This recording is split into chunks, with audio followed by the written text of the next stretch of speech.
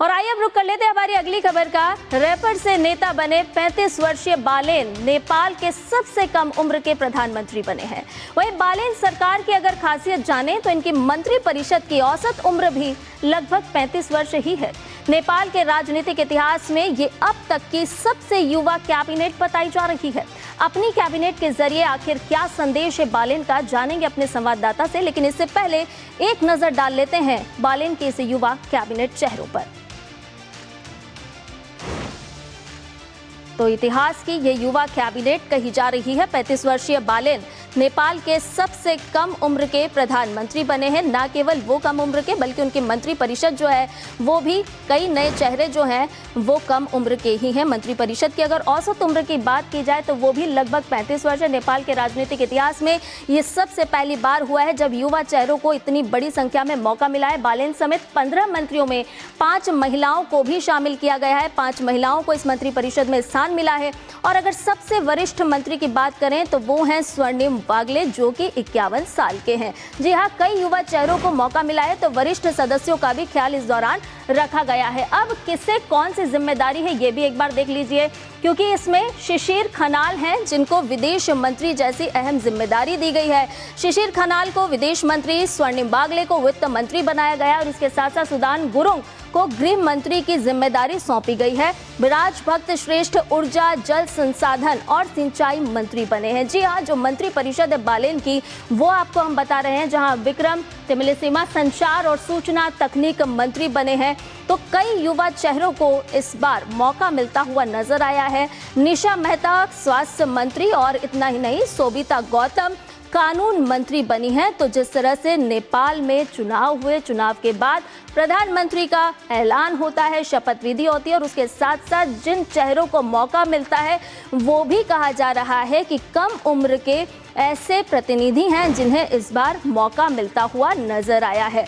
तो शपथ विधि हो चुकी है, कई युवा चेहरों को इस बार मौका मिला है। तो नेपाल में जिस तरह से हमने देखा कि जेन ज़ी एक बड़ा मुद्दा बनकर के उभरा था, चाहे हम चुनाव से पहले की बात कर लें या फिर चुनाव प्रचार की और फिर अब चुनाव के बाद की भी, अगर हम तमाम सियासी रणनीतियों को देखें तो जेन ज़ी इस पूरे समय में केंद्र में रहे। प्रदर्शन से लेकर के अब जो है शपथ विधि तक का अगर हम सफर देखते हैं तो युवा चेहरों को मौका मिला है नेपाल में। अगर हम बालेन की मंत्री परिषद की बात करें तो यहाँ पर एक 35 वर्षीय को ध्यान में रखते हुए कम से कम उम्र के युवा चेहरों को या नए चेहरों को मौका मिलता हुआ बालेन की मंत्री परिषद में मौका मिला है। जी हाँ, नेपाल की राजनीति में लगातार हम परिवर्तन देखते आए हैं और इतिहास में ये पहली बार हुआ है कि औसत उम्र 35 वर्ष रही है जो कि बालेन के मंत्री परिषद में शामिल हुए हैं। ताज़ा अपडेट ले लेते हैं, हमारे संवाददाता अखिलेश सुमन इस पूरी खबर पर हमारे साथ जुड़ चुके हैं। अखिलेश, आपसे यही जानना चाहेंगे कि नेपाल में प्रधानमंत्री का शपथ विधि होता है और उनके साथ साथ जो उनकी मंत्री परिषद है, औसत उम्र की अगर हम बात करें तो 35 वर्ष सामने निकल करके आई है। आखिर क्या संदेश ये मंत्री परिषद के माध्यम से बालेन देना चाहते हैं? देखिए, बालेन साहब की पार्टी जो है वो नई पार्टी है और उन्होंने नए तरीके से पार्टी का नेतृत्व संभाला था और पार्टी के पक्ष में उन्होंने पूरे प्रचार किए थे। तो उस मायने में कहें कि उनके यहाँ कोई बहुत पुराने वरिष्ठ नेताओं की कमी है और इसीलिए उन्होंने जो मंत्री जो बहाल किए हैं, मंत्रियों की औसत उम्र 35 साल के आसपास है। तो निश्चित तौर पे ठीक है, ऐसे लोग हैं जो एक्टिविज्म में थे, जिन्होंने आंदोलन में काम किया था। हालांकि उनके पास बहुत राजनीतिक अनुभव नहीं है, बहुत प्रशासनिक अनुभव नहीं है, लेकिन फिर भी माना यह जाता है कि नेपाल को जिस तरह की ऊर्जा की जरूरत है उसमें ये दोनों बातें हो सकती है। एक बात यह हो सकती है कि नई ऊर्जा है तो नए तरीके से काम करेगी और चूंकि जेएनजी जो आंदोलन हुआ था, आपको याद होगा, तो जेएनजी आंदोलन पिछले साल उसमें मुख्य मुद्दा था करप्शन। तो अब ये नए जो युवा है 35 इयर्स उनका औसत एज है, तो करप्शन के खिलाफ आशा की जाती है कि करप्शन के खिलाफ ये काम करेंगे, क्योंकि इनमें नई ऊर्जा है, नया संकल्प है।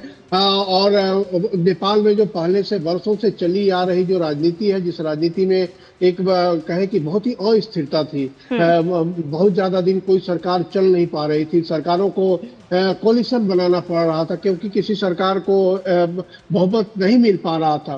पहली बार ऐसी सरकार बनी है जिसको कि एक पार्टी को बहुमत है। आप याद कीजिए, जब प्रचंड के नेतृत्व में नेपाल में कम्युनिस्ट आंदोलन हुआ, उसके बाद उनकी सरकार बनी, उसे भी पूरी तरह नहीं चल पाया, पार्टी में टूट पड़ गई। फिर उसके बाद लगातार ओली कई बार बने। तो एक पार्टी की सरकार अभी नेपाल में बनी है, और निश्चित तौर पे नेपाल के भविष्य के लिए अच्छी बात है, क्योंकि स्टेबिलिटी बनी है।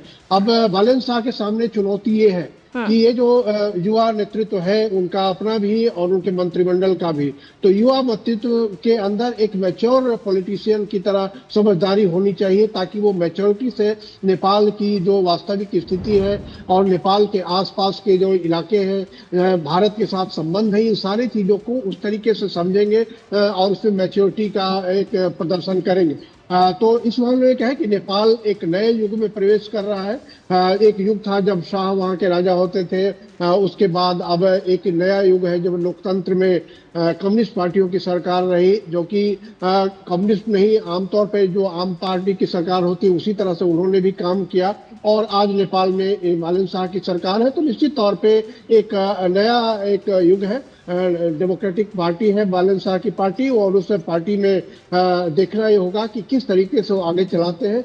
तो भारत ने स्वागत किया है बालेन शाह का, और आशा व्यक्त की है कि भारत के साथ जो नेपाल के संबंध है, सांस्कृतिक संबंध है, पारिवारिक संबंध है, आर्थिक संबंध है, भारत और नेपाल की खुली सीमा है, तो इन सारे में वो बालेन शाह और उनका मंत्रिमंडल काम करेगा कि जो दोनों देशों के संबंध है उन संबंधों को भी बनाए रखे और विकास की गति को बढ़ाए, और उसके बाद नेपाल के अंदर जो भ्रष्टाचार है उस भ्रष्टाचार को दूर करे और एक अच्छा स्वच्छ प्रशासन दे। बिल्कुल अखिलेश, सबसे बड़ा मुद्दा नेपाल में भ्रष्टाचार था, जो कि चुनाव के समय भी बहुत तेजी से गरमाया था, और उसके बाद अब युवाओं का विश्वास मिला है। बालेन को देखना होगा कि किस तरह से जो नए चेहरे हैं, युवा चेहरे हैं, या फिर कहें कि जो औसत उम्र 35 वर्ष निकल करके आई, वो कितने उत्साह के साथ नेपाल को प्रगति प्रदान करते हैं। बहुत बहुत शुक्रिया तमाम जानकारी हमसे साझा करने के लिए।